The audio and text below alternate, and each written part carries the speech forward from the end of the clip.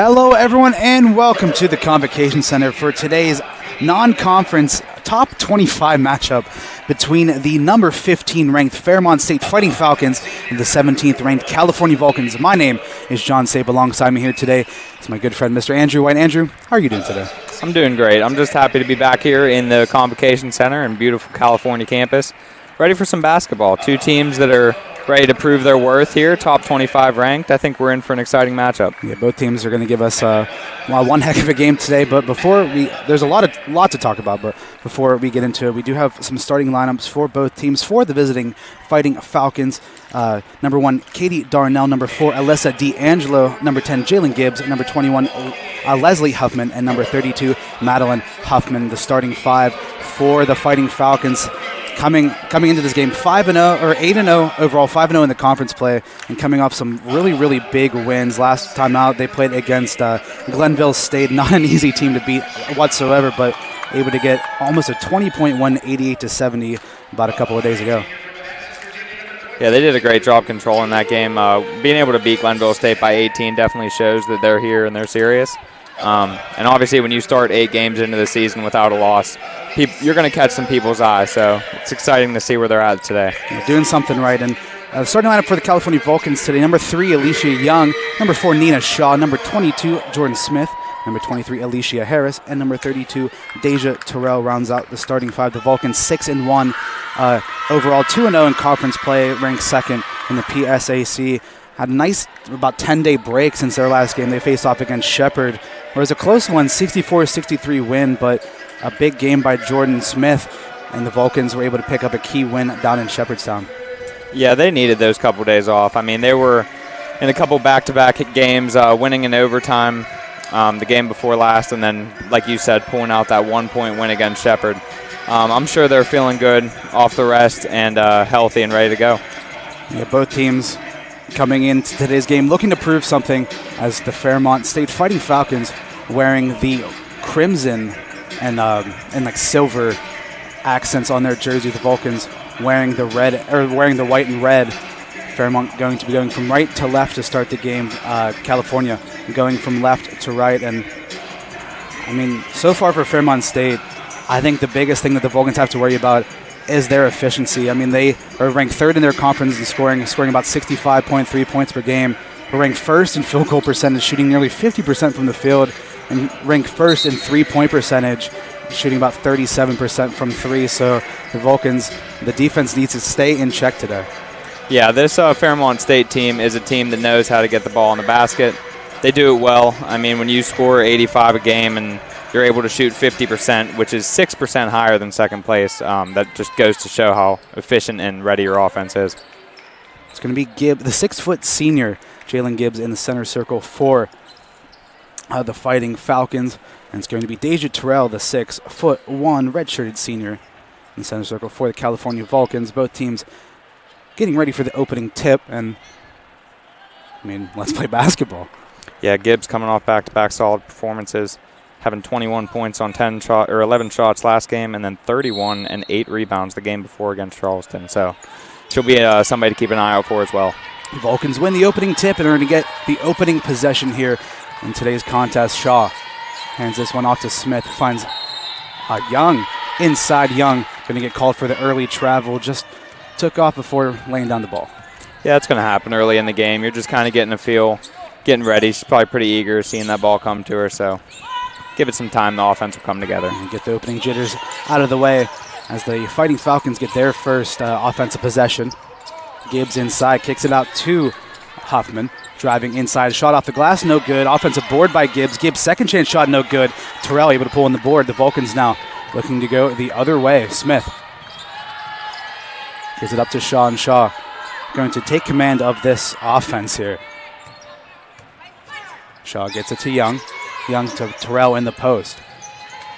Terrell looking to go to work jab step. Pull-up jumper, too strong. Rebounded by the Fighting Falcons. Rebounding is going to be a key contributor to this game, as Fairmont State not known for their rebounding. Cal known a little bit more for theirs. So I think as long as they can control the boards, they're going to find success tonight. D'Angelo 3, no good. Shaw going the other way. Tough shot, can't get that one to go. Another board pulled in by the Fighting Falcons, who look to go get something going in transition. Nice pullback for Huffman, who shoots from 3, and Huffman gets the first points of the game, able to knock down the 3-point shot. Something tells me we're going to be seeing a lot of that tonight. They definitely like to shoot it, and Cal's going to have to kind of push out a little bit to make sure that it doesn't get out of control. Leslie Huffman shooting 50% from the 3-point line this season, so something that the Vulcans cannot let that happen as Young drives inside, gets the shot to go, and the Vulcans able to strike back, get their first points of the game, cut the lead to 1. Darnell driving inside, going baseline, surrounded by Vulcans, but able to get a shot up and over Terrell, and Katie Darnell able to get her first basket. Darnell's been great for this school for years now. Over the last 4 years, she's averaged over 10 a game, and she's just been a key contributor all year long. In the last game out, she almost had a triple-double as Smith nearly able to get it inside Young. That pass just a little bit too far out of her reach. Another turnover for the California Vulcans, and it's going to be Fairmont possession. The Fighting Falcons lead 5-2, 7:55 left to go here in the first quarter. Fighting Falcons looking to extend their lead. Huffman inside handoff, able to get it back outside to Huffman. Darnell driving inside, kicks it over to D'Angelo for 3, and D'Angelo able to knock down that one. Quick start for the Fighting Falcons, 8-2. Yeah, D'Angelo's the scorer. You got to watch out for her. She can pop off at any time. She has a career high of 39 points earlier this season, so got to watch out for that. Smith nearly loses the handle on it. The ball all over the place, ends up at the feet of Young, who can't quite put in the shot. And the Vulcans trailing by 6 early on here in this contest. Drive inside, looking for anything. Huffman just throws up a shot, can't get that one to go. Offensive board attempt, no good. The Vulcans finally able to secure the rebound. Maybe just looking to slow things down, but Smith taking it inside, dumps off to Young. Young with the drive and Young with the finish. That's just what they do. They find the most efficient shot and they capitalize on it. That's why the scoring is so kind of spread out on this California Vulcans team. Yeah, the Vulcan team built on playing great defense and they're just spreading the ball around, like you said. Able to cut the lead in half, 8-4. Huffman on the far side, ran into a wall, able to pass it off to Darnell. Darnell, her pass is tipped. Terrell able to come down with it, and Terrell able to just slow things out, get it up to Shaw. Now the Vulcans looking to run a little bit of offense here in the half court. 6:25 left to go here in the first quarter. Shaw gets it off to Smith. To the top of the key now to Terrell. Shaw on the near side wing. Cross-court pass finds Young. Young on the drive. Young hesitate. Young pull-up shot, and Alicia Young able to knock down another one. I believe she has all the points here in this game, if I'm not mistaken. She's making herself known early on. Cuts the lead down to 2, 8-6 now. Drive inside, blocked away by Terrell, but a little bit of contact in there as well. Thought maybe Terrell sent that one out of play, but it's going to be a shooting foul. Leslie Huffman will make her way to the line to shoot 2, and a couple substitutions made by both teams now. As for the Vulcans, Ayana Williams going to come into the game, as well as Sierra Bermudez. Yeah, Ayana and Sierra have been 2 key contributors to this team, both coming off the bench, able to average over 10 a game. Sierra, just a great shooter. Ayana, a very efficient player. Second in the PSAC in shooting percentage at 60%. So those are the 2 players that we can keep an eye on, even though they're coming off the bench. Huffman able to knock down the first, and she makes the second. 10-6 now is the score. Going to be a violation underneath the basket as Young stepped onto the court before passing the ball off. So another quick turnover for the Vulcans. Yeah, they just seem like they're a little bit antsy. They know it's a big game at home. They want to, deliver and capitalize on the atmosphere. But they got to slow it down. They got to be able to kind of run their plays, and I think they're going to find their way through it. 10-6 the score. Huffman trying to dump it down low to Wilson, and that pass just went out of play. Nearly took out a good friend Nate on the far side, but he's able to manage to survive, and the Vulcans able to get a nice defensive stop. Vulcans with a slow start, double screen set at the top. Shaw decides not to take it. Able to pass it off to Young. Young drive inside, tough runner, can't get that one to go. Pulled in by Wilson. They're really involving Young a lot in the offense tonight. I like to see it right there, not able to capitalize, but got to keep pushing through. Great pass inside by Huffman, who found the cutting Darnell. Bermudez went up to challenge, but had to foul in the process, so Katie Darnell going to make her way to the line. So 2 quick fouls here for California. 5:22 left to go here in the first quarter. 10-6 is the score. Darnell, 63.6% free throw shooter on the season, not able to make the first one. Yeah, like I said, Katie Darnell has just been great for this team. She's only had a season high of 21, but she's averaging 15. So that right there shows you how consistent she is. Hasn't had a game under 10 all year, so she's a great scorer for this team, and she's kind of a stability rock. Yeah, that last game, 17 points, 11 rebounds, 9 assists, so 1 assist away from that triple-double. Yeah, anytime you see numbers like that in Division II basketball, it's definitely eye-opening, and you love to see a performance like that. Some shot long by Smith, and some great effort by Young trying to get that offensive board. I thought maybe it's going to be an over-the-back foul called, but ends up going off of Young out of play. Fairmont State ball, substitute as well, as it looks like as a Huffman going to check back into the game. I say that as there are 2 Huffmans on the team, both sisters on the roster, so it's nice to have that change as a nice drive inside by D'Angelo. D'Angelo extends the lead to 7 now for Fairmont State. The Vulcans still looking for another basket here. Like I said, bit of a slow start for them in this game. Nice cut by Smith. Shaw tried to find her, but great hands by Fairmont, able to tip that one out of play. And the Vulcans are going to make a couple of substitutions after this immediate timeout. 4:35 left to go. Fairmont State leading 13-6, and so far it's been a couple of just, like you said, early game jitters by the Vulcans, just having a few mental lapses with some turnovers, and it's allowed Fairmont State to get a nice control of this game early on and have a pretty comfortable lead early in this game. Yeah, I mean, I think Cal's just kind of moving quick. It's an exciting game. It's definitely a matchup that we've all been waiting to see, and I'm sure they've been just as eager. So once they kind of get, like you said, the pregame jitters out of the way, which I think they will coming out of this media timeout, they just need to be able to bounce back, maybe cut this lead down to 4 or 5 before the quarter ends, and they'll be in good shape. Yeah, anytime you play here in the Convocation Center, it's a very difficult place for anyone to play. And the Vulcans, in the last 3 years, 26-3 here at home, so they've definitely made this place a bit of a fortress. But so far, Fairmont State have come here and they've played very well. Have not won a game here in the 5 games that the 3 games that they've played here in the Convocation Center. So so far they've been able to come in here, play pretty comfortable, and kind of just go off of what they've been doing. They've been, like I said, shooting on the season very well. They've been playing some pretty good defense to start, which has not been the case throughout the entire season so far. But they've been able to keep the Vulcans in check. Yeah, I mean, all it's going to take is one big play. A 3 by Bermudez, a block by Deja. You know, something big to get this kind of team, the spark going a little bit. And we're waiting for it right here. Terrell on the drive, can't get the shot to go. Fight for the board, going to come off of some Fighting Falcon fingertips. Say that 3 times fast as ends up out of play. The Vulcans again a new possession. Shaw going to inbound here for California. Got it into Terrell last time, but let's see if the Vulcans decide to switch things up here.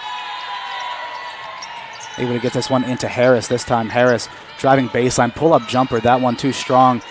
Williams able to get the offensive board. Williams stop and go. Can't get the layup to go too strong. Another offensive rebound. Second chance. And finally Williams able to get that one to go. That's what she does. She's got a motor that just never ends. She works really hard. She's almost like the garbage man of the team, does what everybody else doesn't want to do. And she does a very good job at that. Like we said, she's second in the PSAC in shooting percentage. Foul on the floor as Darnell ran into Williams. It's going to be a charge against Darnell. And like you said, the garbage man just getting in there, putting everything out on the line, and that time took the brunt of it. Yeah, just doing what other people don't want to do for the better of the team, and that was a prime example right there. I spoke it into existence for her. Yeah, players like her what push your team over the top, and so far she's been a great addition to this Vulcan team as Harris gets it back out to Terrell. Terrell lost it a bit, but able to get off to Shaw, and Shaw looking to reset. 10 on the shot clock here for California. Shaw driving to the left, trying to dump it down inside to Harris. Harris too long. Second chance rebound and shot by Terrell, too strong as well, but fouled on the way up as well. So Deja Terrell going to make her way to the line, looking for her first basket or her first points at all in the game. And it's been a bit of a slow start to the season for Deja Terrell, coming off of that knee injury last season. But it's a bit, to be expected. But hopefully she's able to find some form like she did in 2 years ago, where she was Defensive Player of the Year, MVP, PSAC Player of the Year, All Region, All American as well. Just an unbelievable player Deja Terrell is. Yeah, I mean, anytime you're coming off of a injury that keeps you out for pretty much the majority of the season, you're going to come back a little bit different. Not the same player, but she's done a great job of being that anchor underneath on defense, and I think really that's all that matters. Her presence on the floor is good enough, and I think the numbers will come with time. Yeah, Terrell and Harris, the two reigning Defensive Player of the Years in the PSAC West, on the court at the same time, as Gibbs gets the ball inside, working against Williams, spinning away, blocked by Harris. Able to get her palm on that one. The Vulcans have an opportunity to go the other way. Shaw tripped on going past half court, and she was able to. The Fighting Falcons able to get it up to Gibbs. Gibbs got fouled, and she's going to make her way to the line. And the Vulcans feel a bit accosted by that time. Shaw looked like she got tripped up in the half court. Yeah, a little unlucky there for the Vulcans. Can't stress enough how freshman Nina Shaw has just pretty much been handed the reins of controlling this offense, ball handling a lot of the time, and she's done a great job. She's had her high turnover games, but she always capitalizes by making big plays throughout. And, that's a turnover that you can't really control, just kind of feet getting tied up and bounce back. Luckily, they only got one free throw out of it. Again, that's the second foul for Terrell, so she's going to make her way to the bench. Alicia Young checks back into the game. Like I said, so far Shaw's done a great job taking over the reins of Sierra Lloyd, who was an unbelievable point guard here for California for a couple of years. As Harris now works her way inside. Had Gibbs just jumping over top of her. Got the shot off, and Alicia Harris is going to make her way to the line. I mean, this Vulcans team, you can't talk about enough how consistent they are across the board. I mean, you have Alicia Young averaging 8 a game, Nina Shaw 7, the freshman, Jordan Smith averaging 9, Alicia Harris 10, Deja Terrell about 10, and then the two bench players averaging 11 and 12 with Sierra Bermudez and Iona Williams. The scoring comes from all around with this team, so you never can really prepare for one individual, as you kind of have to just prepare for the collective group. And it's done them well so far this season, and I think a couple girls step up tonight, and they're going to find themselves in a good spot. Yeah, I think it's been a hallmark of Coach Strom basketball for years here at California. Just some great all-around team play. As 3-point game, 14-11, 2:37 left to go here in the first quarter. D'Angelo driving towards her right, nearly loses control of it. Fight for the ball on the ground, and that one caught up in between Harris's feet. Kicked that one up, going to be a kickball violation. And Fairmont State will maintain possession. It's something that both these Cal teams never mind doing, a little kickball violation. You don't get punished for it, just, ball stays where it's supposed to stay, and you got to make the effort there. Nice runner that time by Wilson. Able to get that one in high off the glass. Sends the lead to 5, 16-11 now. The Vulcans had a bit of a slow start, but have slowly clawed their way back in it. Young working inside. Nice move. Can't get the shot to go.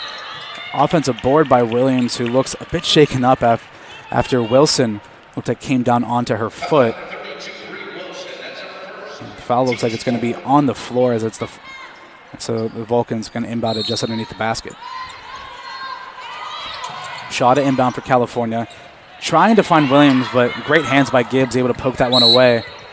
And Williams able to get a hand in there as well. Pokes that one out of play. Goes out of bounds right in front of us. And Fairmont State now with possession, looking to inbound and looking to extend upon their lead. That's the high-risk pass there by Nina Shaw. She can make that pass, but sometimes if it's just not there, it's hard to force it. Huffman gets it to D'Angelo. D'Angelo driving. D'Angelo with a shove. Sends Young into the basket. And another charge. It's a fifth foul of the quarter now for the Fighting Falcons. And once again, the Vulcans standing up to the physicality of Fairmont State. Yeah, like I said, it's a rebounding game and about physicality. And I think as long as they can stay on the positive side of that, they're gonna find success sooner or later. I know they're down now, but and the fight for it is there's some good hands that time by Huffman. He's able to strip that one away from Harris and force the jump ball. Possession error favoring Fairmont State in this instance, so they'll get the ball back. Substitution is made. Gibbs going to come out of the game. Darnell back in here for the Fighting Falcons. 1:38 left to go. 5-point lead, 16-11. Darnell, nice cross-court pass to find D'Angelo in the corner for three. Off the mark, no good. Young able to pull that one in, and Vulcans need to capitalize on that missed shot. Williams on the drive. Williams fouled, and Vulcans now in the bonus, and Williams is going to go to the line.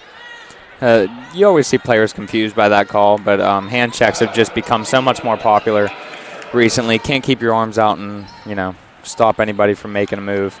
And that's kind of just what happened there, and Iona Williams is going to get a chance to capitalize on that mistake. And so far on the season, the Vulcans not doing their due diligence at the line, shooting 65.7%, which will rank them near the bottom of the PSAC. And that's usually where you see the difference between good and great teams, where they're able to knock down the free throws, take the free points, and either able to close the gap or extend their lead. But Williams misses both. Still remains a 5-point game. Good hands by Harris, able to tip that pass, and Shaw comes down with it. The Vulcans in transition. Now Shaw drive, trying to find Harris inside, but great recovery defense by the Fighting Falcons, able to knock it out of play.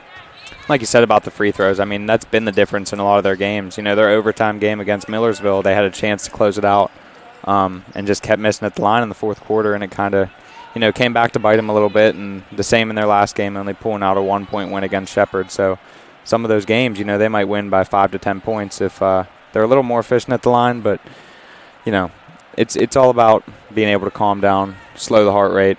It's a fast-paced game, so it's a lot easier said than done. Shaw able to inbound to Harris. Nice move by Harris. Jump step inside.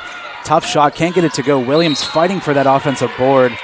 It's going to go out of play. And we've seen this a couple of times now from the Vulcans, where they get nice positions inside, in and around the basket, but just can't quite get the finish. Yeah, it just kind of seemed like maybe it slipped out of her hands as she was going up or something, because the move was fantastic, but as she was going into the transition to the shot, she kind of just lost control of it. Wilson able to get it to D'Angelo on the far side. Huffman now working her way inside. That shot left too short. Ball rolling around, and the Vulcans finally able to come down with it. About a 9-second difference between the shot clock and the game clock as Smith works inside, finds Williams in the mid-range of Williams. And they called for the travel as she took off. And once again, another just bit of a mental lapse type of turnover from the Vulcans. Yeah, a lot of their mistakes tend to be just like mentally, getting exhausted a little bit, or maybe just like a slip right there. I mean, like we said, it's a very fast-paced game, so something like that, it's hard to control, but that's what we've seen early on here. Bruni checks back in for the Fighting Falcons. There's about a 1-second difference between the shot clock and the game clock, so the Fighting Falcons are going to hold this for the final shot of the quarter. It's D'Angelo working against Williams. D'Angelo going to her right, trying to drive inside. Nice move. Shot too short. Vulcans with 5 seconds. Harris gets it to Shaw, up to Smith. Smith, three. Smith needs to get a shot off again. Called for the travel as she was trying to work to the right, trying to go baseline once again. Just moved her feet a little too quickly. Here, Jordan Smith's dad to our left telling the ladies to settle down. Huffman, half-court heave.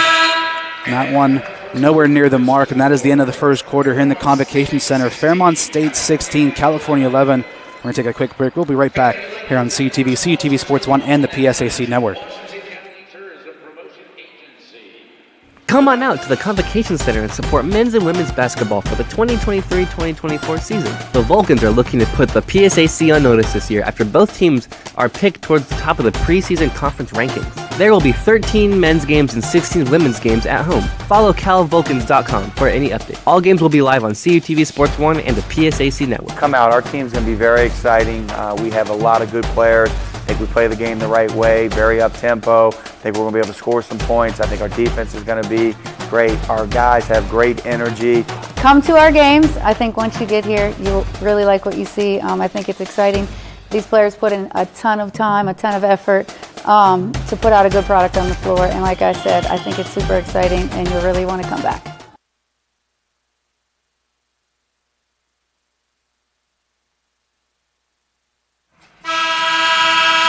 Hello, everyone, and welcome back to the Convocation Center for the beginning of the second quarter between California and Fairmont State, where the Fighting Falcons have a 5-point lead, 16-11 after 1 quarter of play.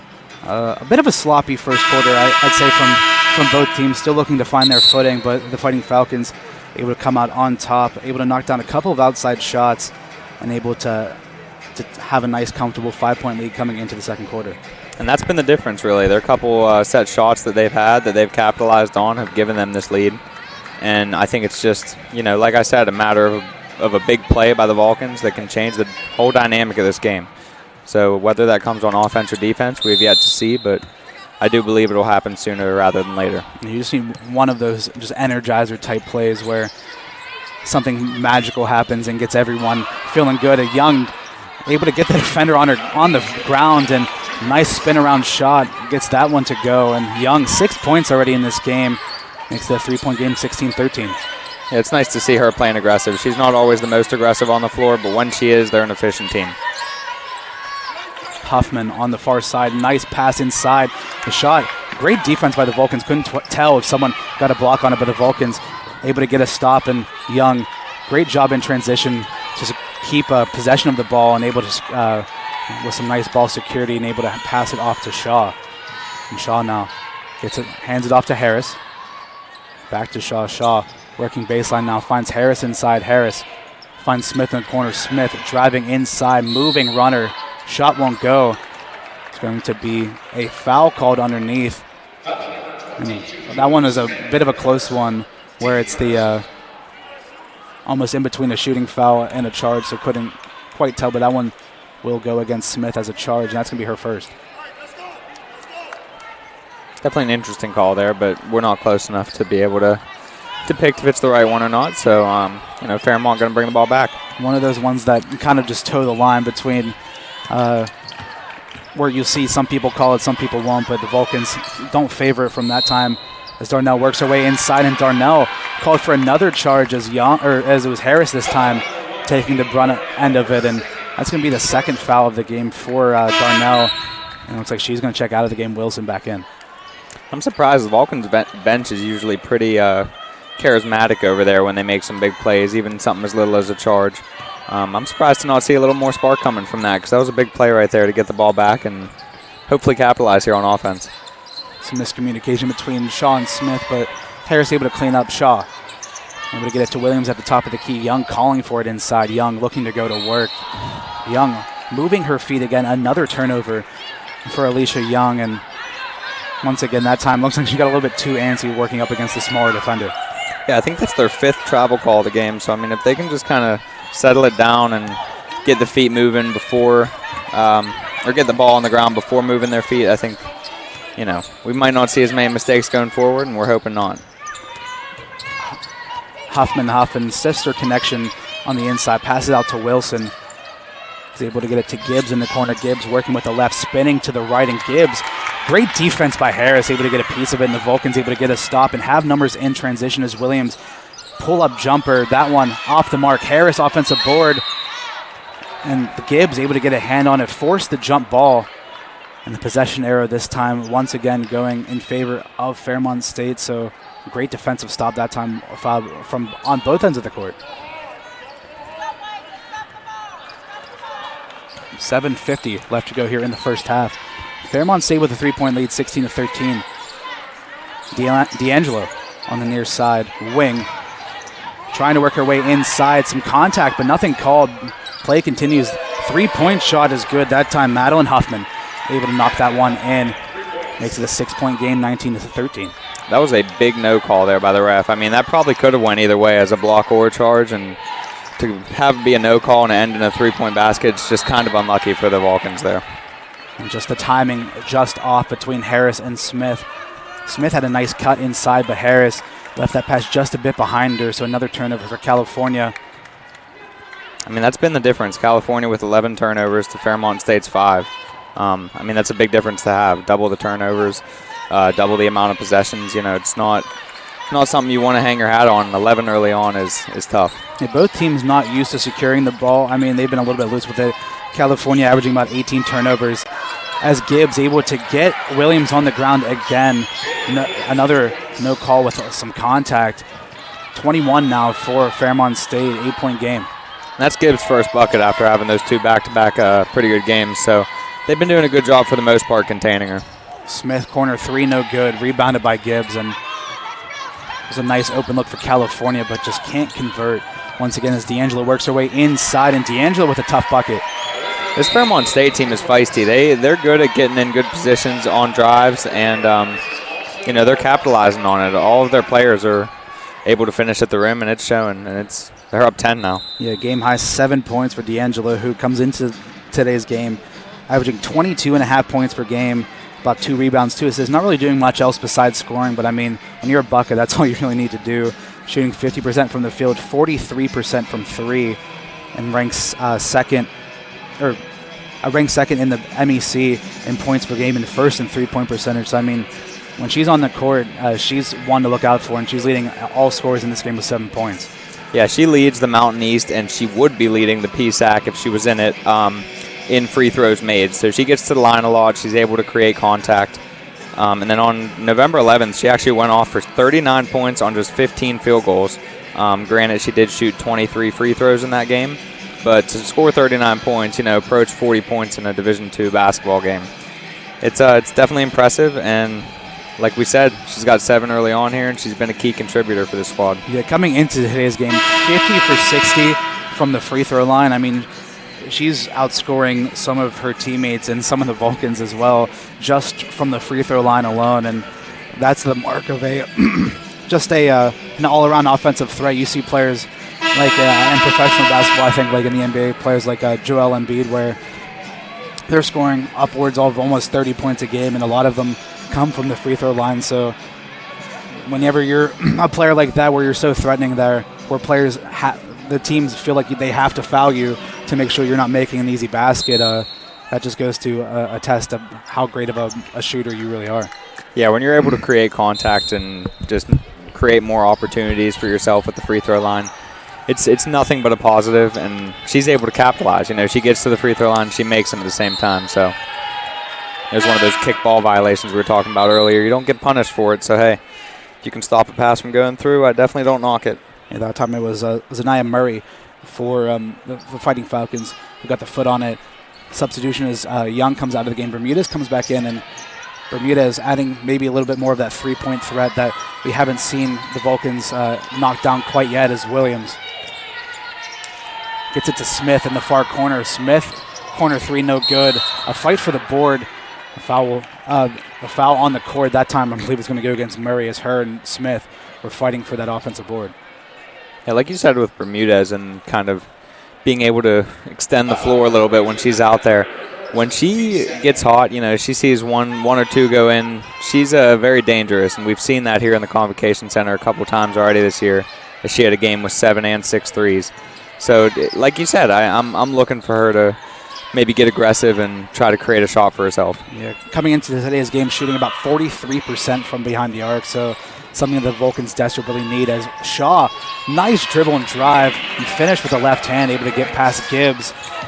Gets her first basket, and the first basket for the Vulcans in a bit. 15-23 is the score. 5:47 left to go. D'Angelo and the Fighting Falcons looking to respond, as Wilson, 3, way too long. 2-on-1 the other way. Smith trying to get it ahead to Harris, but great hands that time by Murray, able to get the steal. And Wilson in transition going to get called for the travel. Yeah, it just kind of was moving before she could get the ball down. When you're running that fast, it's hard to not do that. So rocking from what I see, a pretty cool tattoo on the right arm as well, showing off the guns a little bit. 5:28 left to go. 8-point game, 23-15. The Vulcans looking to cut into this deficit. Williams, her shot blocked by Gibbs. I mean, it's hard to get past Gibbs. 6 foot, had 10 blocks on the season coming into the game. Adds another one there. Hey, you see, this Fairmont State team, I think a lot of where they're getting their success from is they're giving out different looks on defense. They've had a couple different zone looks. Right there, they were in more of a tight man-to-man, making sure they were staying with their respective player. And I think sometimes that can confuse the Vulcans when they see a couple different defenses and they're expecting something else. So let's just hope that they can adapt and find a way to make their offense a little more efficient. Smith gets it to Bermudez. Bermudez driving baseline. Another block. That time it was Bruni who got her hands on it. A nice penetrating drive, but the Vulcans just can't get a good shot off as D'Angelo now resetting the offense. Under 5 to go here in the first half.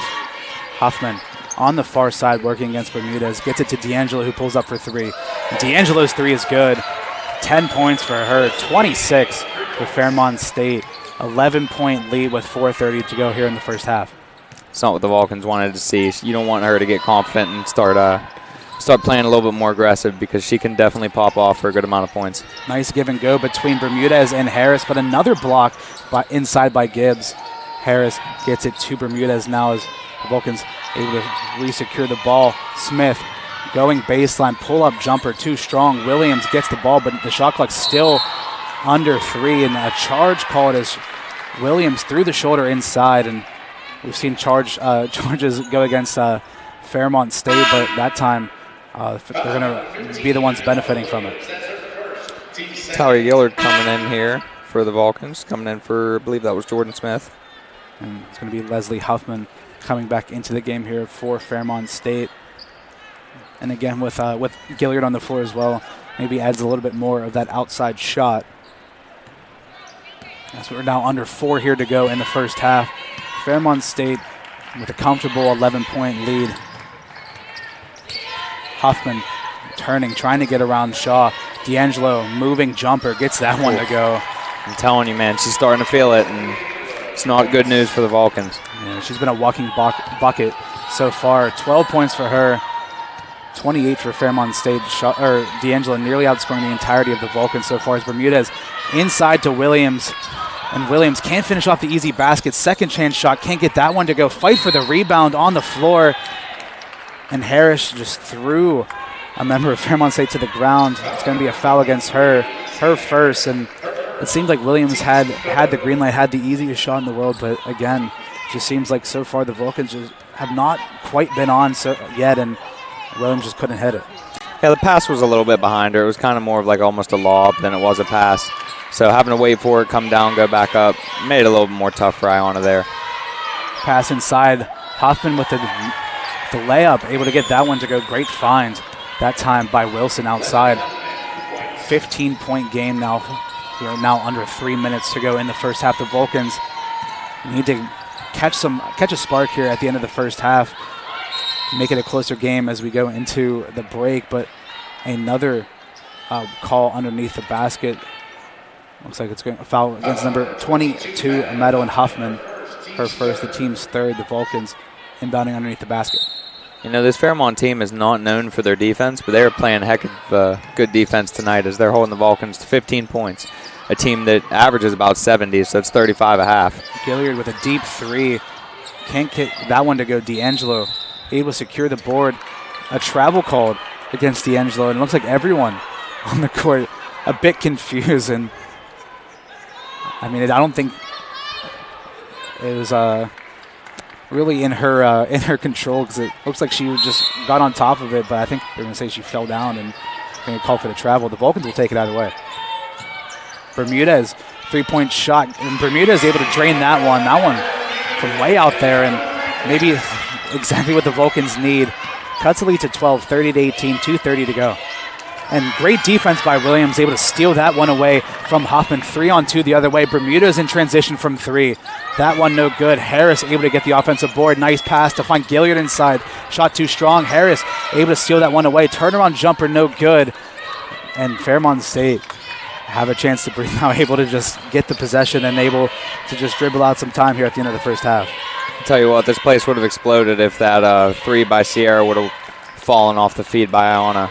But nonetheless, you know, the Vulcans still facing a 12-point deficit here. Bruni, 3-point shot in the corner, able to knock that one down.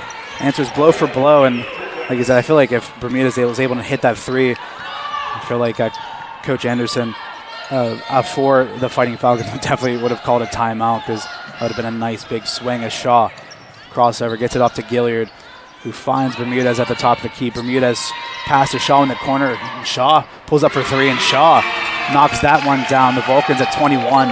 12-point game once again as we're under a minute and a half to go. That's a big-time shot by the freshman point guard there, Nina Shaw. Yeah, the Vulcans needed it. Huffman fakes the handoff to D'Angelo. Keeps it herself. Switch on to Harris. Now the other Huffman. Leslie Huffman inside. Gets it off to Wilson. Wilson driving towards her right. Tough shot and able to scoop it with the right hand. We are now under a minute to go in the first half. 14-point game, 35-21, 54 seconds left to go. Williams.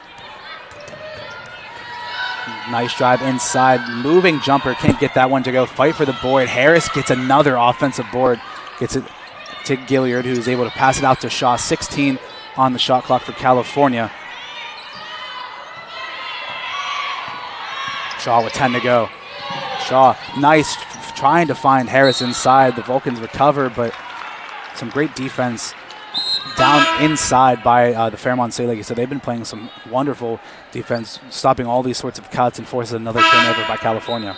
Yeah, I mean, California is shooting 8 for 33 currently at 24%, with Fairmont 13 of 26. So they have 7 less shots with a 14-point lead. I mean, that right there goes to show you kind of the dynamic of their game.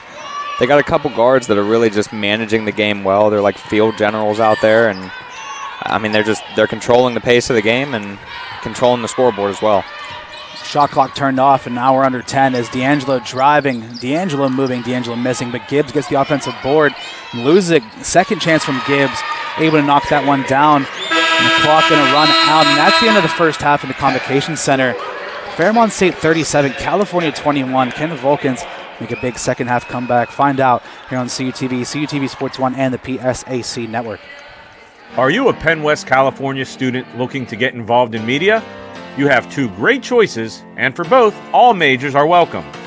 CUTV is the home for Vulcan sports. Be a part of 80-plus live games both home and on the road. We're looking for announcers, camera operators, graphic operators, and much more. There are also opportunities to develop your own shows. Go to our YouTube page, CUTV Sports 1, and see all of the content. WCAL Radio gives you the opportunity to play your music and develop your own show. Be heard locally over the air in a 40-mile radius and worldwide online. That's 91.9 FM, Power 92. SAI Media of CUTV and WCAL. Get out, join up, be seen, and be heard.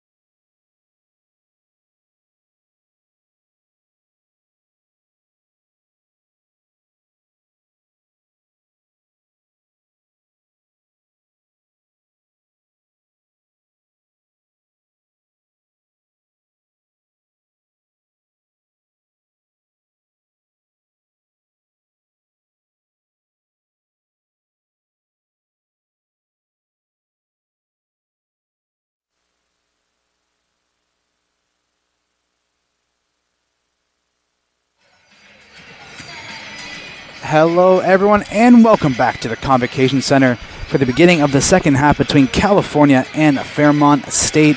The Fighting Falcons have a comfortable 16-point lead, 37-21 after the first half of play. And so far for the Vulcans, it's been a bit of a struggle to get anything going. Yeah, they're not really shooting the best from the floor. 8 for 33 as a team, 24%. They are doing a good job rebounding. They're actually winning the rebounding battle 25-16, which you don't often see from a team that's down 16 points at the half. So I think as long as they can stay on that pace and maybe improve their shooting percentage a little bit, find the bottom of the net, we'll see a different second half here. Yeah, I mean, if you're California, I think one of the something that's always been pretty prevalent in a lot of these games with Coach Strom is just the way that her teams come out after the halftime break. I don't know what she does or what she's doing to them in that in the locker room during the halftime, but usually during then the Vulcans come out a different beast in the third quarter for the most part. So hopefully that is the case here, because a 16-point deficit is definitely not it's not ideal, again, especially against a team of Fairmont State's caliber, where we were talking just before we came back. It seems like so far for Fairmont, it's been comfortable. I mean, it seems like the Vulcans haven't really been able to push them at all, and so it's on the Vulcans now to apply the pressure and to dig themselves out of the hole that they put themselves in. And you hear a lot of the time people talk about, controlling the tempo of the game. Well, that's exactly what Fairmont State's doing to a T in this one. I mean, they're playing the game that they want to play and not the game that Cal wants to play, where, it's going to be a little sloppy, but it's going to be more physical, about physicality and, who wants it more. They're just looking, like you said, comfortable on offense and controlled. They're a very disciplined team, you can tell. And on your point about the halftime speech from Coach Strom, coming from a not-so-successful high school, I've been there, where we get into the locker room at halftime down a bunch, and it's definitely not fun. So I'm sure these girls are going to come out with a little bit of spark in them and a little bit of motivation. Yeah, you and I both. Shout out Beth Center High School for both of us. Yeah, we'll shout them out for the one time since we're both out here representing. Yeah, go Bulldogs. I think that's the only time they should ever be shouted out on this broadcast. But it just goes to show you, like I said, for the most part, I mean, Coach Strom, historical coach here. I mean, 2015 national championship winner here with California. Her point guard, one of the assistant coaches on the other side, Mickey Glenn, was on that championship team. So some winning DNA on both coaching staffs here. And the Vulcans with the first possession of the second half, and already a turnover as Smith tumbles out of bounds after a bit of an awkward pass by Shaw. Not the greatest start to begin the second half of play. And your point on Coach Strom having her former player coaching here against her, even if it is an assistant, kind of reminiscent of the Jeff Capel, Mike Krzyzewski, when Capel took that job at Pitt. Kind of somebody on your coaching staff. She has the motivation to come here and kind of get a win. She definitely has respect for Coach Strom, but she wants her team to play well, and that's what they've done so far to this point. Yeah, the head coach as well, Coach Anderson, also a former California Vulcan, played here as well. So a lot of familiarity between coaching staffs and players alike in this game, as a turnover in the first possession for both teams to start the second half. Shaw cross-court pass finds Smith, wide open three, too strong for Jordan Smith, rebounded by D'Angelo. I mean, the biggest difference in this game really has just been the shooting, obviously, as the Vulcans have struggled to find the bottom of the net, and the turnovers. Vulcans 16 and Fairmont with 9. I mean, 9's not a number you want to see either, but the Vulcans with 7 more, it's definitely been beneficial to Fairmont State. Huffman's drive, and Shaw went down, so I thought maybe there was going to be a whistle blown, but nothing called, and Huffman missed. So the Vulcans will move along as Young works her way inside. Nice ball movement, the extra pass from Smith, and the Vulcans get the first basket of the second half. And that's their brand of basketball. I mean, they want to be able to find the most efficient shot possible, the best shot for their team, even if it is early in the shot clock possession like that. And very well done there by Young. Yeah, because Smith could have taken the three-point shot but made an extra pass. D'Angelo trying to find Gibbs inside, but it ends up in the hands of the Vulcans, and Gibbs and Shaw both were wrapped up together on the ground, but both able to get back up to their feet and get into the game. Shaw trying to find the pass inside, and a whistle blown underneath the basket. So that's going and as the ball went out of play, another turnover for California. You know, we've seen a lot of charge calls this game, and to be fair, I don't think any of them have been wrong. It's definitely a lot more than we're used to. I think the girls are just really excited to have a lot of pep in their step, and defensively, players just getting in their positions. Great hands by Harris, nearly steals that away from D'Angelo, who finds Darnell. Darnell back out to D'Angelo for three, a rare miss from her. The Vulcans able to pull in the board, and this is where they need to capitalize off these missed shots, need to get some points on the other end. 7:45 left to go here in the third quarter. The Vulcans down by 2 touchdowns right now. Terrell gets it out to Smith. Smith with the drive, dumps down inside. Harris, nice move, and Harris with the finish. Great move there by Harris, as on the last defensive possession, she actually grabbed her 10th rebound of the game already, so she has definitely been involved early on and often. Strong drive by Madeline Huffman, trying to finish with the left hand. And Harris caught a piece of her on the way up. Or they're going to call that one against Young. That's going to be her first, team's first. Madeline Huffman shooting 50% from the line on the season. Make her way to the line to shoot 2. The older of the pair of Huffmans on this team, Madeline and Leslie, both from Marietta, Ohio, both went to Parkersburg Catholic High School. And the senior now at the line to try to restore the 14-point lead. I mean, that's just got to be a dream come true to be able to, play at some kind of college, play your favorite sport, and they both contribute a fair amount. I believe they both are averaging around 10 points a game, actually 11 points a game. So they both contribute. I'm sure they have enjoyed this and are cherishing every moment, as this is her senior season. Yeah, a lot of Parkersburg representation from Fairmont, so we see where Coach Anderson likes to get her players from, as Smith with the moving mid-range jumper gets that one to go, and finally able to get a basket here in this game. And we've seen Smith take a couple of shots, but just has not been able to go down so far.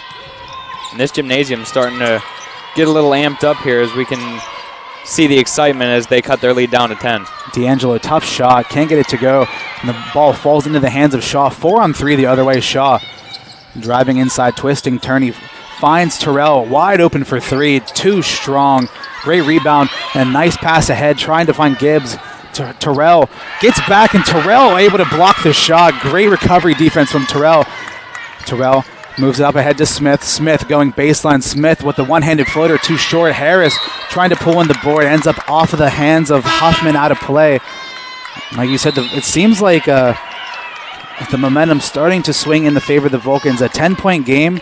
I mean, we're looking at if the Vulcans able to get a basket here, cutting it to a single digits. Yeah, that block by Deja Terrell was incredible. I mean, that's like the LeBron chase down special there, as she was able to tip that very cleanly, come back up the floor, and create an opportunity for her team. Terrell calling for it in the post. Shaw working inside, trying to find Young, who can't quite handle it. Young able to recover, and Young with a spin-around jumper gets it to go. 8-point game. 10 points on the afternoon for Young. Leads all California Vulcans, and like I said, it's been a hot start for the Vulcans out of the gate here in the second half. D'Angelo trying to drive in. Good hands by Shaw, but a foul called on the floor.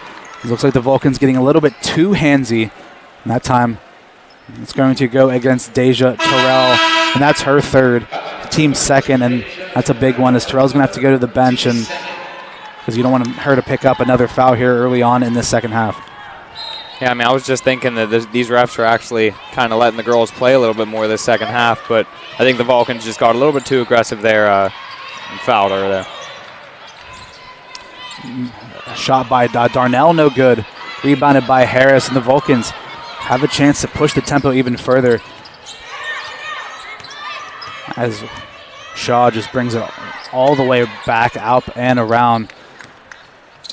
Gets it to Williams now on this near side. Finds the cutting Smith. Smith getting knocked to the ground, but great recovery by Young. Williams now working her way inside. Tough shot. Can't get it to go.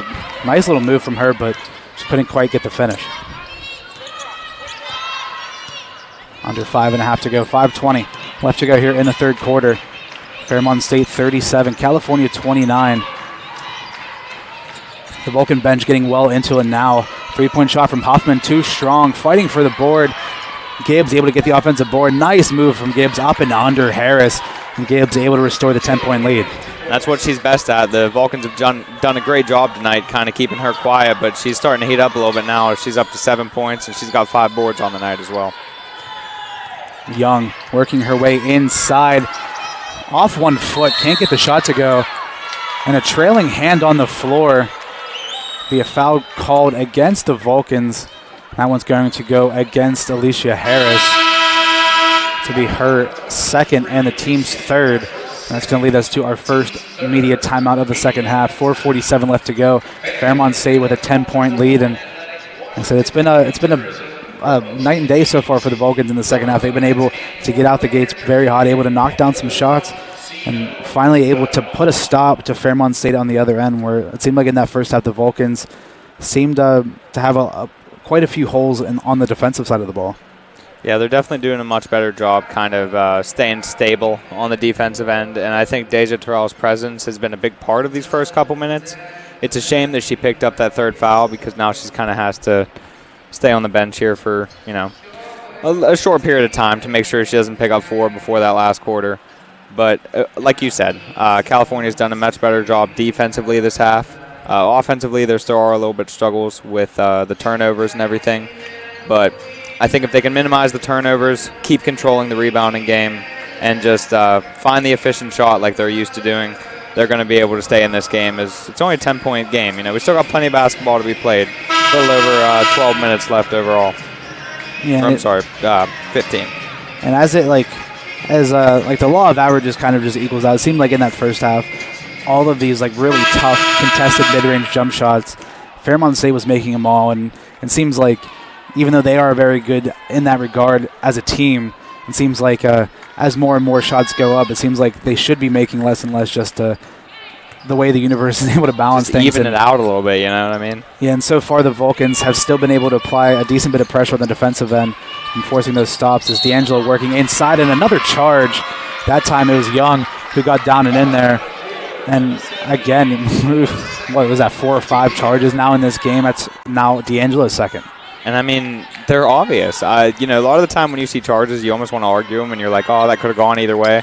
A lot of these charges this game are blatant, and I think the refs are doing a great job, honestly. Yeah, we've seen some lowering of the shoulders, some throwing out of the arms, looking like some fullbacks out there as they drive towards the basket. Wide open 3 from Shaw, and Shaw drains it. Wow, she had the little Steph Curry runaway. She kind of knew that was going in before it even hit the bottom. That's a good look there for the Vulcans. Yeah, and I think just from the flight of it, because it was right in front of where we were sitting, looked like that was perfect.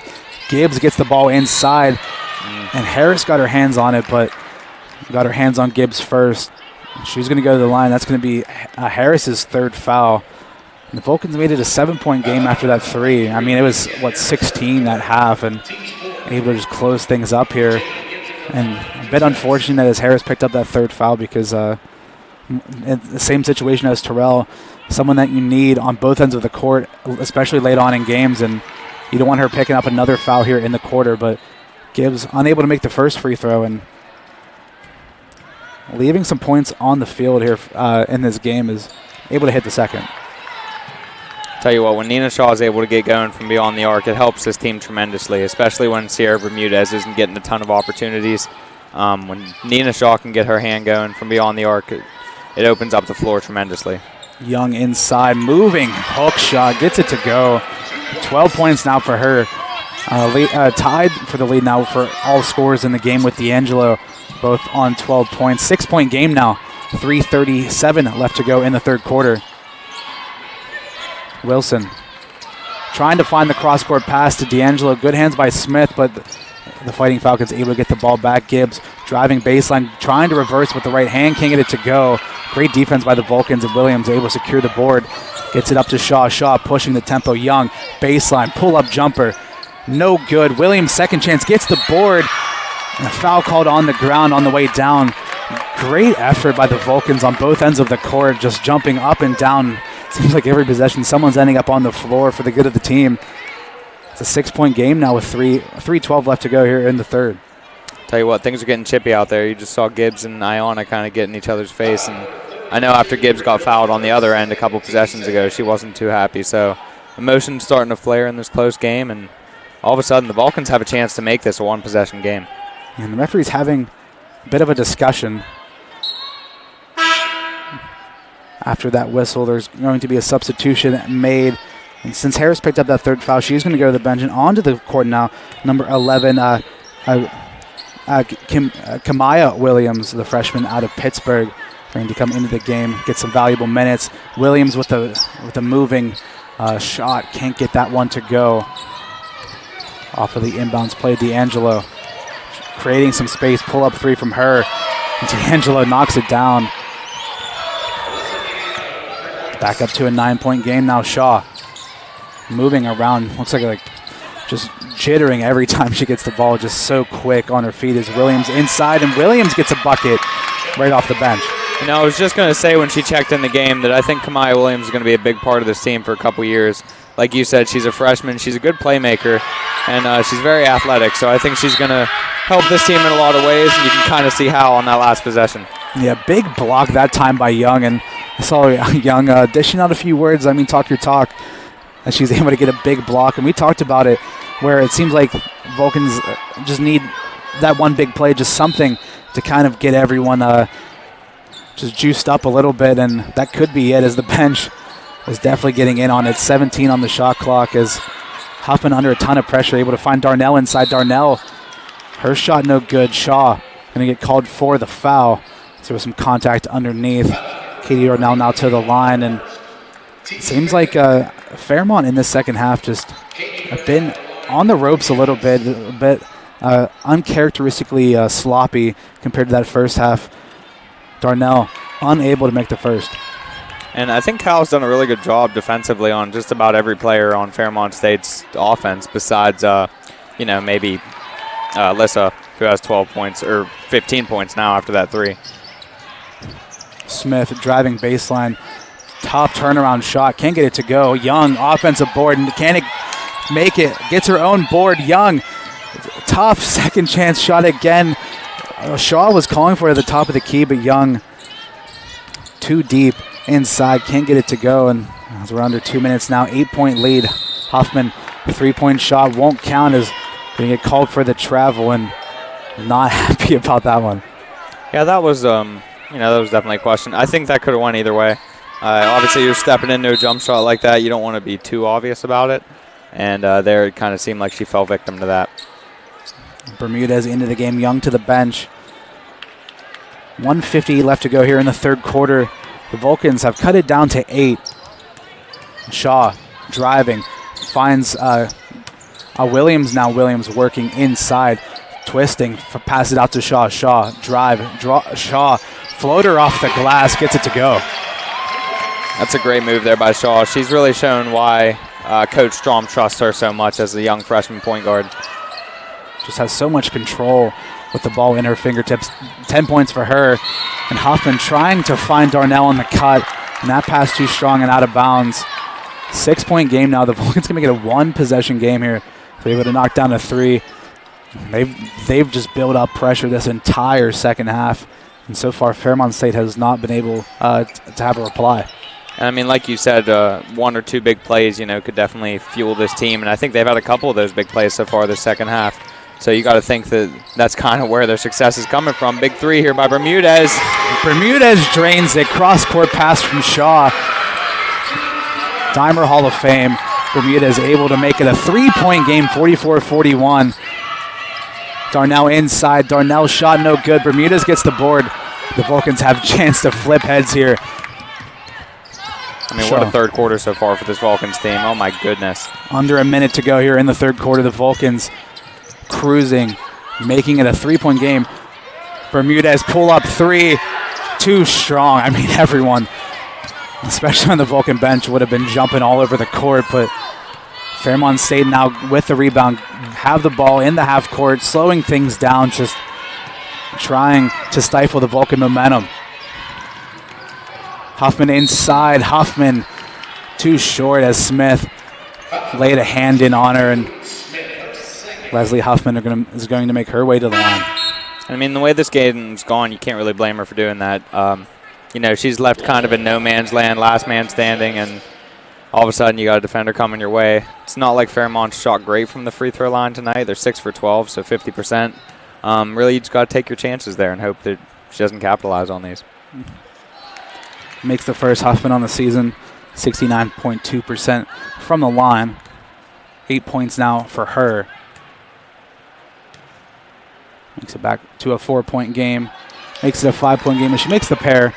30.3 seconds left to go. 0.3 difference between the shot clock and the game clock here at the end of the third quarter.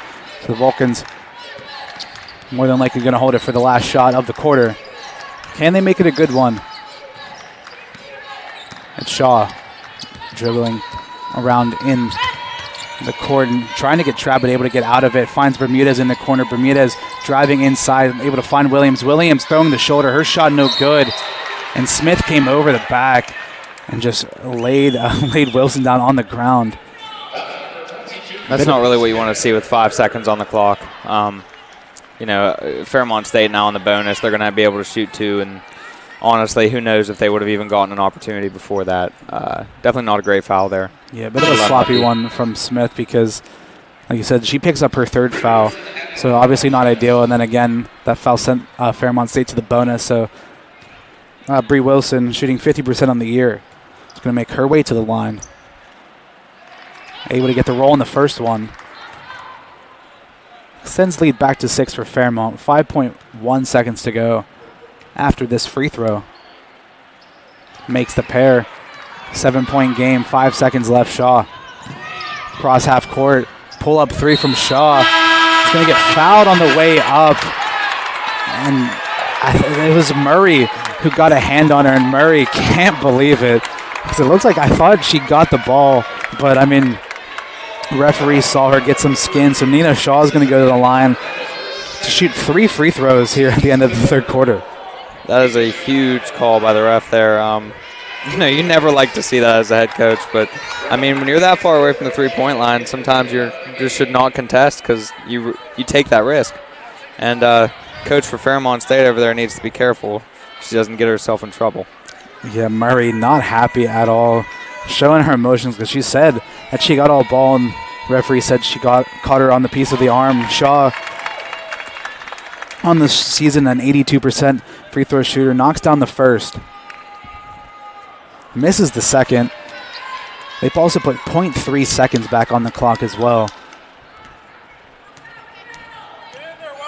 And Shaw able to make the third. So cuts the lead back to 5. No time to get a shot off here at the end of the third quarter. Fairmont State 48, California 43. See how this game finishes here on CUTV, CUTV Sports 1, and the PSAC Network. We'll be right back. Are you a Penn West California student looking to get involved in media? You have 2 great choices, and for both, all majors are welcome. CUTV is the home for Vulcan sports. Be a part of 80-plus live games both home and on the road. We're looking for announcers, camera operators, graphic operators, and much more. There are also opportunities to develop your own shows. Go to our YouTube page, CUTV Sports 1, and see all of the content. WCAL Radio gives you the opportunity to play your music and develop your own show. Be heard locally over the air in a 40-mile radius and worldwide online. That's 91.9 FM, Power 92. SAI Media of CUTV and WCAL. Get out, join up, be seen, and be heard.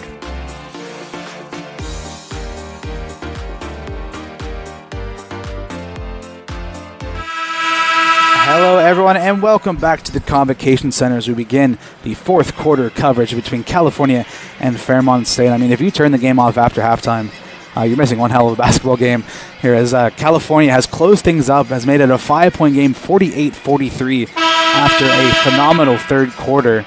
And I mean, 10 minutes to go, only a 5-point game. I mean, have everything to play for.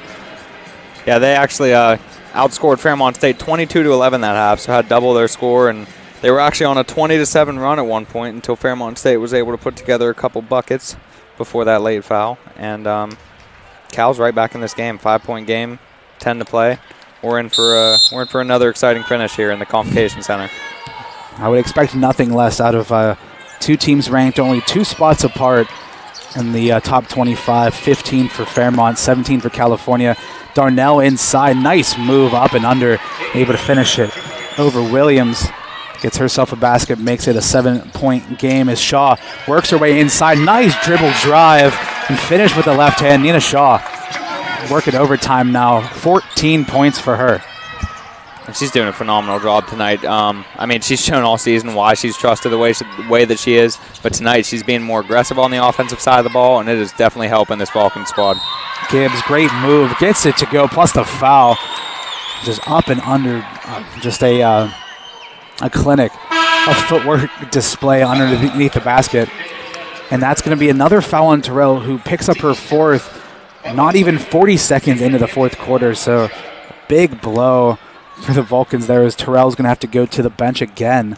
And Gibbs looking to finish off the three-point play.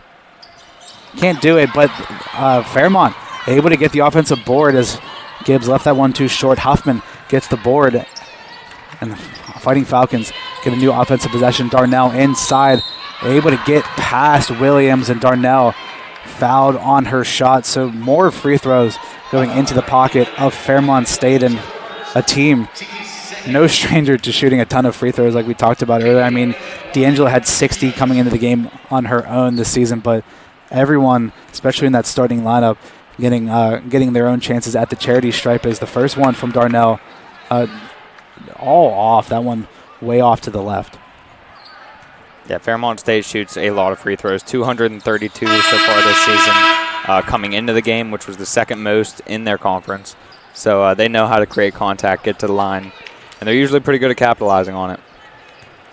Makes the second. Young comes back into the game. Doing some math on my phone as we're doing that. 29 free throws a game. Averaged out to deep three from Bermudez. And that's what the Vulcans needed to respond. Another one from the former Clarion Golden Eagle turned California Vulcan. D'Angelo dumps it off to Gibbs. Gibbs working inside, twisting. Shot no good, but no one went for the board, and Darnell able to come down with it. 5-point game still in the Convocation Center. D'Angelo on that far side, under 10 to go on the shot clock. D'Angelo working inside. The shot no good, and maybe Young got a piece of it, but Shaw now and the Vulcans can't push the tempo. 4-on-2, but Shaw brings it back out. Thought maybe she was going to shoot the three, but has the switch on the bigger defender, so maybe looking to blow right by her, but passes it off to Young on the near side. Young looking for an option. Going to take it herself instead. Young driving inside. Gets it out to Shaw. 10 on the shot clock. Shaw, step back three from her. Off the glass and in. 2-point game now with 8 to go. 15 points for Shaw. Ties the leaders of scoring here tonight. This is definitely Shaw's best game of the season so far. She's able to stay aggressive on offense, and somebody needs to let her know it's 7 o'clock. The bank should not be open this late, but she finds a way anyway. Turnover, and the Vulcans have the ball. Bermuda's up ahead to Young, and Young push underneath the basket.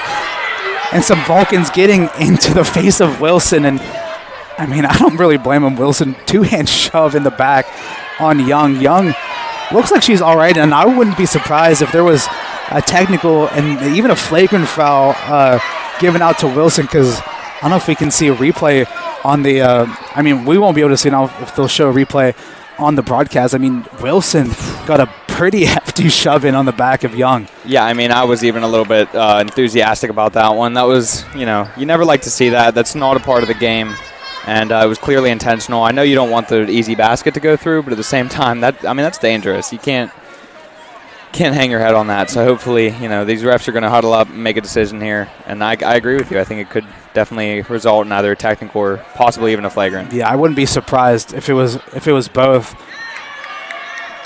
And it looks like that will be the case, because, like I said, that is two girls moving. It's moving at high speeds. It's going to end up just being a technical. But I mean, Young got pushed straight into the back of the straight in the back into the arm of the basket. So I mean, you got to wonder if that's going to kind of affect her free throw shooting here. I would imagine a couple bones in her body cracked as that was going on. So we got to hope she can knock these down. Makes the first, so she's going to shoot 2 free throws, and then the Vulcans are going to shoot the technical free throws, and they get the ball back. So not only do they, it's a huge swing in their favor as Young makes the first, misses the second.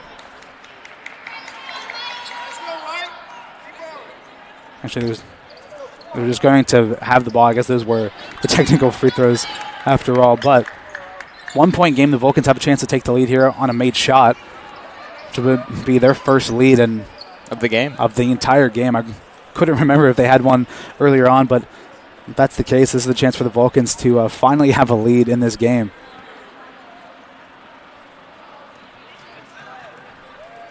And the referee's still discussing some matters, but a little bit of a miscommunication there, I think.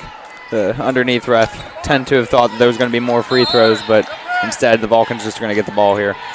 Shaw on the inbound, gets it into Harris. Feed the hot hand, hands it back off to Shaw. Shaw 17 points on the night, a career high for her. Young thrown off, but the Vulcans able to get the board. Williams shot no good. Williams fighting for the ball again. Going to come off of a Fighting Falcon out of bounds. But again, great effort by the Vulcans. And I just want to say again, Nina Shaw had a career high of 11 coming into this game. Now has 17 as Bermudez. Nice hesitation move. Cross-court pass to find Williams. Williams working inside, dumps it inside to Young. Young can't finish. And the Vulcans going to get another crack at it as it comes off of a Fighting Falcon out of bounds again. And Young's just done a great job all night of being able to realize where she is on the floor in comparison to the basket. And right there, I think she's got a little bit tied up. Shaw for three again, and Shaw makes another one. 20 points on the night, and the Vulcans have their first lead of the afternoon. 55-53, the Vulcans have mounted a comeback, but can they maintain it as we're under 7 minutes to go in the Convocation Center? Nina Shaw with a 20-piece, and the Vulcans looking to get another stop. Foul on the floor, and another charge, and it's Shaw doing it again, doing everything for the team, putting her on the back like Darren Sharper, doing everything for her country and her team, getting the Vulcans some extra possessions here. There's not many casual fans that will understand how important a charge call like that is, and to be able to sit there and take it after nailing the clutchest three of the game. I mean, what a play by Nina Shaw. I mean, if she pulled up from half court, I wouldn't be surprised. She's hot right now, and Fairmont State can't stop her. Young. Bermudez on the far side, driving inside, finds Shaw again for three. No good. I mean, everyone on bated breath there. Williams, nice crossover move inside. Williams going to get called for the travel. Maybe favorable for Fairmont State to just throw the Vulcans off a little bit with a turnover of that caliber. 6:15 left to go here in the fourth quarter. The Vulcans holding on to their first lead of the night. D'Angelo, 15 points for Fairmont in this game. D'Angelo on the drive, tough shot, can't get it to go. Good poke by Harris, able to get away, and Harris, great save into the Fairmont bench, and the Vulcans now going the other way. Bermudez in transition, a pump fake, three-point shot, gets it to go. Bermudez and Shaw linking up again, and another three from Sierra Bermudez. 5-point lead now for California. The atmosphere in this building right now is off the charts as we are just seeing a masterclass of a second half from this California Vulcan squad. Darnell on the drive, kicks it over to D'Angelo for three, and D'Angelo answers back, makes it a 2-point game. Timeout called by Fairmont State. 5:28 to go. 18 points on the night for D'Angelo. 20 for Nina Shaw. 12 off the bench for Bermudez. I mean, it's been all around excellence from California in the second half. I mean, Shaw, she's been, I mean, no words can describe. I mean, we've said everything we can so far, and I mean, we're going to continue to say it. She's been amazing all season, and in this game in particular is the real breakout of Nina Shaw.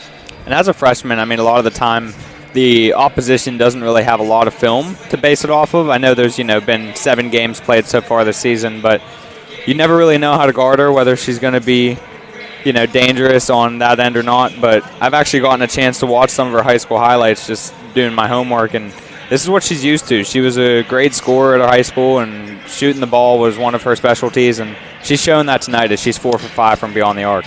Yeah, the 5'4" freshman, so out of Saxonburg, Pennsylvania, went to Knock High School, and like you said, when you're the smallest one on the court at all times, it's hard to do that type of scoring inside, but she's been making her living from behind the arc in this game, and she's putting the team on her back. She's loading up the backpack. Everyone else is hopping in, and she's shown so far that she's able to handle that type of pressure. I mean, she's also playing a lot of basketball coming into this game, averaging the most minutes in the PSAC, averaging 37.4 minutes a game coming into today's game. I mean, you don't see that a lot out of any players, especially a true freshman like Shaw, but going to work again. Shaw drives, finds Bermudez in the corner for three again. Bermudez hits another one, 15 for Sierra, and the Vulcans extend their lead again. Huffman now for Fairmont State, looking to find another response. It was D'Angelo last time. Can it be D'Angelo again? Will it be someone else as we're under 5 to go here in the fourth quarter? Huffman in the corner for three. That one too strong. Fight for the board. It's going to come off of Darnell, out of play.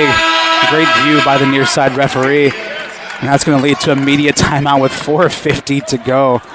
I mean, this is the Bermudez that I've seen throughout the last couple of years. We've got to see her at least twice a year when the Vulcans played off against Clarion. And I know last year Bermudez was a lot of the times the only bright light for the Golden Eagles, as they did not have the greatest of seasons. And I remember whenever I found out that she was coming to California during the summer, I told our director Gary Smith, I was like, I'm excited because she when she shoots, I mean, she can knock them down. And like you said earlier, when she gets hot, she gets hot. And 15 points for her, all of them coming from behind the arc. And the Vulcans now with a 5-point lead, mainly off the back of her and Shaw. Yeah, I've gotten the opportunity to call 3 games here at the Convocation Center so far this year. And she has, in those 3 games, she has had 7 threes, 6 threes, and now tonight she's 5 for 7 from beyond the arc. I mean, she's just, it's a whole nother dynamic when you can bring somebody off your bench that's such a weapon. Somebody that, I mean, the defense has to pay attention to it all times. It's almost like the same play. They ran the same play 2 of the last 3 threes that she made, where she just kind of gets the skip pass in the corner and she can set her feet and truly take her time and make a shot. And Fairmont State's just not getting out fast enough. And it's costing them as they're down 5 here, under 5 minutes to play. I mean, what a turn of events for the Vulcans this half. I believe they're outscoring them 40 to, I mean, let me do my math, 40 to 19, I believe, this half, which is just a huge deficit to come back from, as they were down 16 at the half to now up 5, 21-point difference. Yeah, and 2 career games versus Fairmont. Bermudez averaged 13.5 points, 5 rebounds, and 2.5 assists. 15 points for her on the night. Like I said, she came into today's game ranking 3rd in the conference in three-point percentage, shooting 43% from behind the arc, and was tied for 3rd in total made threes with 18. Make it 23 now after this game, and maybe tack on a couple more as we wind things down. But looks like the Vulcans, after the timeout, going to just slow things down here. Shaw just dribbling out a little bit of clock here in the center circle. 12 now on the shot clock for California. Shaw dribbling, driving with the left hand. Shaw can't get it to go. Offensive board by Young. Shot too strong, and some miscommunication between Wilson and Darnell underneath the basket. Came off of both of them out of play. Yeah, I mean, that was a good job there by Shaw to be able to kind of create an opportunity for herself and get open underneath. Left hand kind of slipped out of her hand a little bit, but great play overall. Whistle blown, and as Shaw found Bermudez on the inbound pass, but going to be a foul on the floor. That one's going to go against number 32, Bree Wilson, her 4th foul of the game. Substitution for Fairmont, as Jalen Gibbs going to come back into the game for Wilson. 4:23 left to go. California with a 5-point lead. Shaw to inbound here for the Vulcans. Shaw gets it into Williams. Williams able to create some space, able to get it handed back off to Shaw. And the Vulcans can run down some more clock. 4:15 to go, 12 on the shot clock for the Vulcans. Ball in the hand of Nina Shaw. Shaw, pull up 3, why not? Off the mark, no good. Thought that one was going in too, but a little bit flat on the arc. Fairmont get a nice stop. Darnell inside. And a great find by Huffman, and Darnell able to get a basket. Makes it a 3-point game, and Fairmont going to take a whistle blown. Looks like I thought there was going to be a timeout call, but a whistle blown and a call against, I believe it's going to be against Murray on the bench, who maybe got a little bit too excited. I'm surprised with that call because the California bench is usually quite out of control. So for Fairmont to get the first warning of the night is a bit of a surprise. 3:45 to go. Williams on the near side. Bermudez, corner three again. Off the front of the rim, no good. Fight for the board. Ends up in the hands of Huffman, and Harris, maybe a bit unlucky, kind of got pushed into that situation. It's going to be a foul on the court against Harris. It's going to be her fourth, the team's third of the quarter. Fairmont going to inbound on the half court. Where Cal's finding a lot of success tonight is definitely the rebounding, as they have 23 offensive, 23 defensive for 46 total. And then Fairmont State with only 30 total. So, I mean, they're out-rebounding them by 16. Blocked inside by Williams. Great cut by Darnell, but Williams got up there to match it. And Darnell, thought maybe Williams caught a piece of hand. Saw her signaling for that, but Fairmont State on the inbound. Able to get it into Darnell. Darnell looking for an option, twisting, turning, able to get it to Gibbs. Gibbs now driving inside. Tough shot from Gibbs, but somehow gets that one to go, makes it a 1 point game. You can't be mad from a Vulcan standpoint. They played some good defense, and that was just an extremely tough shot, like you said. Yeah, I think the game in percentages, that one misses more often than it goes in, but Gibbs able to knock it down. Bermudez now gets it to Shaw. Shaw driving, finds Williams inside. Williams finishes. Great find by Nina Shaw. I mean, it's just such a good way of keeping your head up, looking for your teammates, and she found Iona Williams in a split second. Great just head movement by Huffman just to move the defender with her eyes, and finds Darnell driving. And Shaw bringing it back out. 1 point game, 63-62, 2:28 left to go. Williams pass into the corner to Bermudez again for three, and Bermudez makes it once again. 18 for Sierra Bermudez off the bench. Brings it back to a 4 point game. I don't know how they're not face guarding her out there. I would be attached to her hip like glue. I mean, she is so hard right now. You can't let her get a shot open like that. Darnell on the drive, left hand, gets that one to go. Maybe could have even got a whistle with the contact as well, but Darnell with 13 points now. Looks like the Vulcans are going to take their timeout. 66-64, 1:58 to go. It's just been a shootout here in the second half. 18 for Bermudez, 20 for Shaw, 13 for Young, and then on the other side, 18 for D'Angelo, 12 for Gibbs, and 13 for Darnell. I mean, it's been a back and forth, but the Vulcans just shooting the lights out of the ball in this second half. Yeah, Darnell for Fairmont State actually came into the quarter with only 3 points.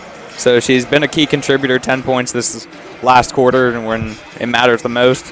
And she's doing a good job creating opportunities down low.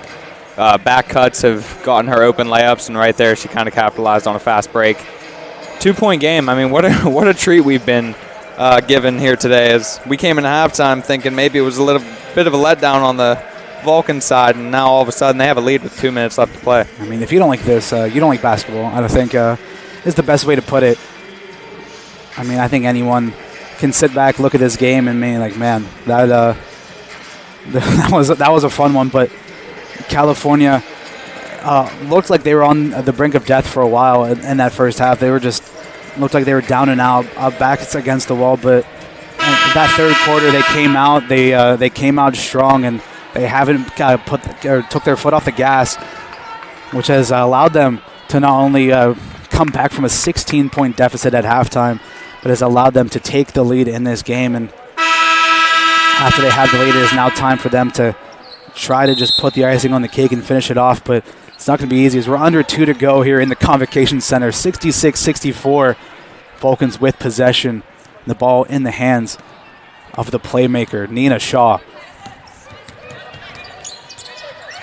Shaw gets it to Williams inside. Williams finds Young. Young able to get the ball back. Gets it to go. Plus the foul. And doing a bit of a step over too. As she had Gibbs down on the ground. And Alicia Young going to go to the line to try to convert the 3-point play. Like I said a little bit ago, Alicia Young doing such a great job of just as soon as she has the ball, she knows where she is on the floor. She knows where the basket is in comparison to that, and she does a great job of kind of maneuvering her body to get into the best position to score, and she's up to 15 points on the night and been a key contributor. 68-64 the score. Some great effort on the back end as Young pokes out the ball, or pokes out the pass from Fairmont. 1:34 left to go. I mean, if you want to talk about down to the wire, this is as close as it gets. As it's Huffman. Hands it off to her sister. Huffman now driving inside, looking for an option here. Switching to the left, gets it to Gibbs. Gibbs working her way inside. Harris goes down, and another charge. The Vulcans throwing it all out there. And once again, standing toe-to-toe, taking the blows. That time it was Harris who got knocked to the ground, and another charge. And I mean, you want to talk about everyone on this team in this game has done the dirty work. Third foul of the game for Gibbs. I'll tell you what, you talk about an enthusiastic call there by the ref. He was excited to get that one out. 1:05 left to go. As Shaw's going to dribble us down to under a minute. If the Vulcans make a shot here, I think the roof would blow off the top of the stadium. As Shaw driving, trying to find Bermudez in the corner, but great defense by D'Angelo. Read it all the way. D'Angelo now driving inside. Williams got over and thought she got a piece of it, but it's going to be a foul. D'Angelo now, who's been quiet after an electric beginning to this game, but she has not had the call in quite a while. 18 points for her, but she's going to go to the line to shoot too. I'm talking about how this is a bit of a nail biter. Both of these teams are not unfamiliar with nail biters. That they've both been playing in some close games. California, their last two, beating Shepherd by 1, and then the Millersville game that went into overtime. So they might have a little bit of an advantage here as they've won their last 2 nail biters, and they've been in the position before. They're not afraid of the moment, and we have to hope they can keep it up. Some clutch free throws made by D'Angelo, and the Vulcans are going to take their timeout. Advance the ball up a little bit. 20 points now in the game for Alyssa D'Angelo, the senior out of Jefferson Hills, Pennsylvania. More local to California than to Fairmont. Went to Thomas Jefferson High School, a little bit away from the Vulcans, downtown California. So 20 points for her, 24 Shaw, 18 for Bermudez, 15 for Young. I mean, it's been, like we talked about, at least for the Vulcans, it's kind of they kind of spread the love on the offensive end, but it's been 3 girls in particular, in Shaw, Bermudez, and Young, who have really taken the offensive burden in this game. Sometimes that's all you need. You just need somebody that's been reliable all night, and the rest of the team's been doing their job otherwise. We have Alicia Harris with 13 rebounds. I mean, that doesn't get talked about enough, and she's been just killer underneath all night. Deja Terrell with some clutch blocks and a couple steals that went our way. So even though there's only been 3 proficient scorers, the whole team has really come together, especially in the second half, to kind of propel Cal to this 2-point lead right now. It's been a big all-around team performance. Can the Vulcans finish it off? California going to try to waste off as much time as possible. Need to get a good look here to try to seal the game off. Shaw going to work. Shaw off the glass, no good. Williams offensive board. Williams gets the basket to go. 4-point game. Timeout, Fairmont. Iona Williams not having the best of games tonight, or most efficient as she's used to. She's only 3 for 12 from the floor, but she has now 10. That was her 10th rebound, and biggest basket of the night by far, as it kind of makes this a 2-possession game with under 30 seconds. It might even force Fairmont to have to foul whether they score or not. And this was a game last year for California where we saw a lot of the time where they played off against teams where you thought that the team coming into the game was a very strong opponent. I remember especially here against Gannon when they played off here, it seemed like a game where the Vulcans were down out and early, but then there was not a lot of fight back in the Vulcans, where they came back a little bit but weren't quite able to get themselves back into the game. And it seems like that's just been such a difference, especially in this game, as it's been apparent where they were down and out, and it looked like for a lot of teams that would be the end of it after that first half. When you're down that much, there's no way we can come back, especially against a team as good as Fairmont State. But the Vulcans, they haven't gone quietly into the night, and They're looking to pull off a historic comeback here at the end of this game. 28.4 seconds is all it takes, is all is needed for the Vulcans to hand Fairmont State their first loss of the season. Yeah, they've shown a lot of resilience tonight and a lot of dedication to just playing together as a team. And now we see Deja Terrell giving her team a little bit of motivation as she's still going to head back to the bench, but she knows her role as a captain, and she needs to keep this team motivated and focused. Huffman receives the inbound pass, handoff to Darnell. Quick score here. Needed, but the pass to D'Angelo nearly goes out of bounds, but D'Angelo able to save it. D'Angelo inside to Darnell. Darnell shot, gets it to go, and gets the foul as well. Big man bucket from Katie Darnell. Has a chance to go to the line to convert the three-point play. Smith out, Bermuda's back in. Mainly, I believe, for the free throw aspect, because Bermuda is one of the better free throw shooters on the team, shooting 90% on the season coming into the game. Darnell having a very quiet, low-key fourth quarter here that she is playing well. She's been kind of the go-to player here for Fairmont State. Can't get the free throw to go. Great save by Young, and a foul in the open court on Williams. Darnell reached out. I mean, nice quick foul. That's exactly what you need if you're Fairmont. But if you're the Vulcans now, and if you're Ayanna Williams, like you said, not had a great game in terms of efficiency. Only 6 points, which is low for her. Need to make these free throws. Yeah, these are clutch. These are very important free throws. I mean, you want to at least make it a 3-point game and force Fairmont to have to shoot it from beyond the arc. But making it a 4-point game can actually, I don't want to say put it out of reach. It's a little bit too early to say anything like that. But putting it into 4, make it a 2-possession game, or just back off, let them shoot the 3, don't foul or nothing. That's the ideal scenario here for the Vulcans. Ice in her veins. Ayanna Williams makes them both. Fairmont State is going to take another timeout. I believe that should be their last timeout of the evening, so that is a little bit important when it comes to these last 13 seconds. Like you said, she did. This is the best case scenario for the Vulcans. Made it a 4-point game. Like you said, if you're California, you could even be comfortable with giving up the 3-point shot, allowing them to take it, just making sure that no one fouls, because that's the only way that Fairmont can get back into the game is with that 4-point shot. But California is just, I can't talk about it enough. It's just been so nice. This is the first time I've been able to see the women's team play all year. And what a great game. What a great game to do it at is you're playing off against a ranked opponent here on the home court and coming back from 16 down to having the lead and potentially taking the win, but still 13.5. We've seen stranger things happen. Like you said, you almost want to let them shoot a 3 here and maybe not get too close. Great play there by Jordan Smith. About tipped the table over on us. But like I said, you don't want to give them a quick shot. Oh, never mind. Here's their last timeout. They did have one more left. But you almost want to let them shoot a 3 here. You don't want a quick shot because obviously there's still plenty of time to make some kind of crazy series of events.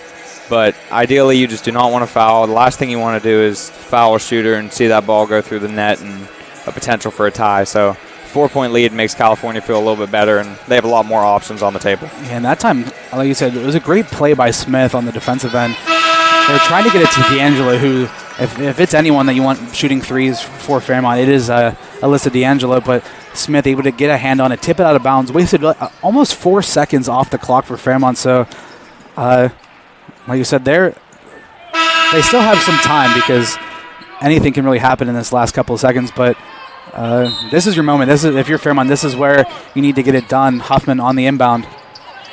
Able to get it in, and that one goes straight to the Vulcans. And that all but does it. After all that, a bit of an anticlimactic, sloppy play from Fairmont where we haven't really seen that at all in this game, but the Vulcans get the turnover. Darnell gets her 5th foul. And Harris to the free throw line to ice the game. And I think in that situation, it's kind of hard for Fairmont State because it's almost telegraphed in a way. That ball has to go to D'Angelo. They ran her off 2 screens to try to get her open, and it just wasn't there. And when you're this late into the game, you got to go to your main scorer. And California just did a great job of kind of neutralizing that and forcing them to go elsewhere. And that's what kind of caused the turnover and puts us in the position we're in now. Harris misses both of them, but so much time has already gone off the clock. The Vulcans just need to not foul as Huffman throws up a shot, and the Vulcans come back from the brink to get a big win here against Fairmont State. Andrew, any final words? I mean, that is a huge win. The Vulcans just came out and did something that none of us were expecting. You fall down that big early on, it's so miraculous to be able to come back and get this top 25 win. I'm excited to see where they sit in that top 25 after it. The number 17 ranked California Vulcans take a 72-68 victory over the 15th ranked Fairmont State Fighting Falcons. From everyone here at CUTV, thank you very much for watching. From our director Gary Smith, from my broadcast partner Andrew White, my name is Jonathan Sape. Thank you all very much for watching. We will see you guys tomorrow when the men's team takes on Wheeling, and we'll see you here right on CUTV, CUTV Sports 1, and the PSAC Network. Good night, California.